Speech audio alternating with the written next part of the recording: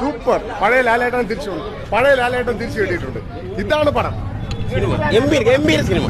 എനിക്ക് ഇഷ്ടപ്പെടുന്ന പഴയ ലാലേട്ടനെ തിരിച്ചു കിട്ടിയ സന്തോഷം. സത്യം. എമ്പുരാനൊന്നും അല്ല, ഇതാണ് പടം. എമ്പുരാനൊക്കെ ഇതിന്റെ മൂക്കിൽ എന്താണ് പടം? എമ്പുരാൻ പടമായിട്ട് ചിന്തിക്കാനേ പറ്റില്ല. കുറെ പടങ്ങൾ സലാറും KGF ഒക്കെ എടുത്തു. പഴയ ലാലേട്ടൻ ശേഷം ഭയങ്കര സെറ്റായിട്ട് കാണാൻ പറ്റി. Very happy. Thank you Tarun Moorthy. Thank you. സെറ്റാണ്, ലാലേട്ടൻ സെറ്റാണ്. Super film. പഴയ മോഹൻലാല് തിരിച്ചു കൊണ്ടുവന്നു. കറക്റ്റാണ്. അത്രയും പെർഫെക്റ്റ് ആണ്. എങ്ങനെ യൂസ് ചെയ്യണമെന്ന് തരുൺമൂർത്തി കാണിച്ചു തന്നിട്ടുണ്ട് ഇതിനകത്ത്.